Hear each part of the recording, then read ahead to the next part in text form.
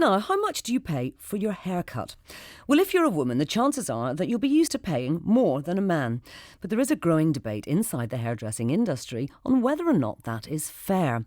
The hairdressing industry is unregulated, so what redress does a consumer have if they think they've been overcharged? Well, a recent survey of 200 salons by the National Hairdressers Federation revealed that only 7% were offering gender-neutral pricing. But is this something that we should expect to see more of?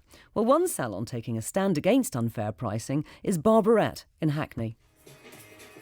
I'm offering my clients everything I dreamt to have myself.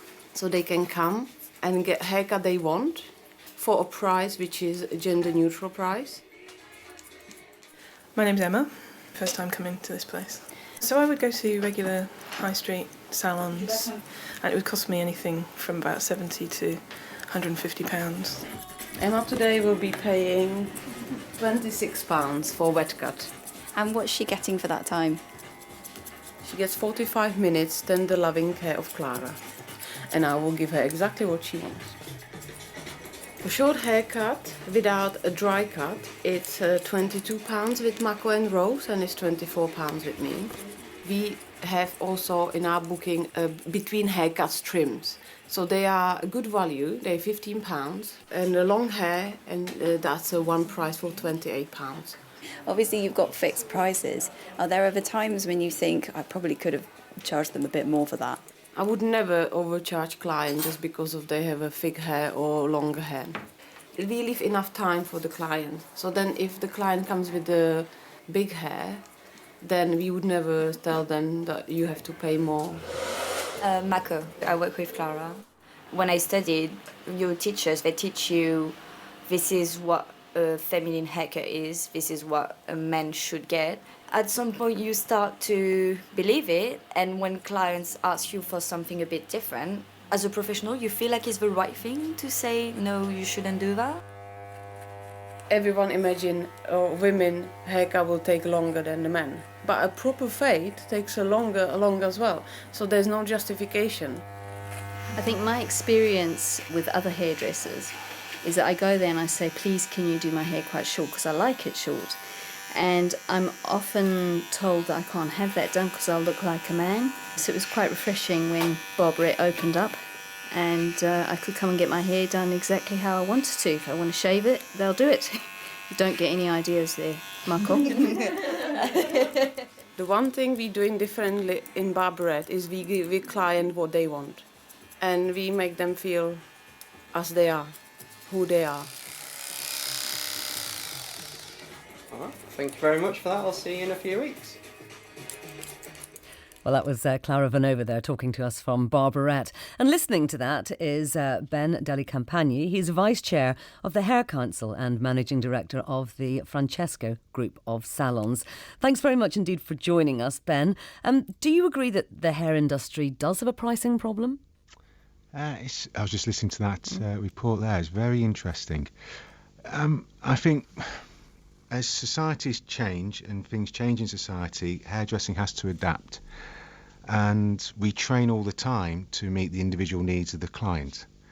And we have a challenge to have such a diverse society to meet the individual needs. And so at the council, we're always trying to push as hard as we can to get the quality of training and education to a level where every client's individual needs can be met. Even in your salon, though, you do charge more for a woman's cut and blow dry than for a man's cut and finish. How's that worked out? Well, talking about Francesco Group, we look at, everything boils down to a price per minute.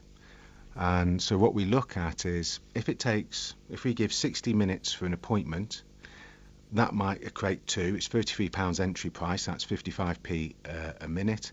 And then we apply the same basis to a gent. What's interesting is where Barbarette's have gone, and I think they have said, in this day and age, you should be able to come in and have a gender-neutral price list. I think that's very interesting, and I think that's, again, a progression in our industry that we should be looking at and we should be embracing, because there shouldn't be a price difference. The issue there, which I heard them say, which I absolutely agree with, it's through a great consultation establishing how long and the extent of the services required, and then the cost of providing that service should be communicated clearly with the client. And the client should have the individual choice then to say, yes, that's fair, I'm happy with that, or no, and they will go elsewhere. And a big problem, though, with the hairdressing industry is that it's unregulated. So if you do have a bad experience, what redress do you have as a customer? You just hit a major issue in our industry. There isn't, in effect, redress in the industry. It's something that the Hairdressing Council is working very hard to have the right legislation in place so that there can be redress, as there are in other industries, through having a professional body with the legal powers to enforce professional standards. You're with the Hair Council, so what are you trying to do about this?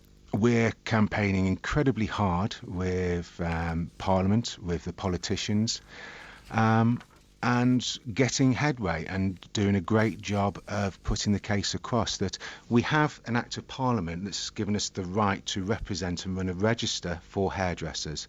So a consumer can contact the council and say, is my hairdresser registered? What we don't then now have is the legal power to go on and enforce professional standards and support the consumer should they have a complaint.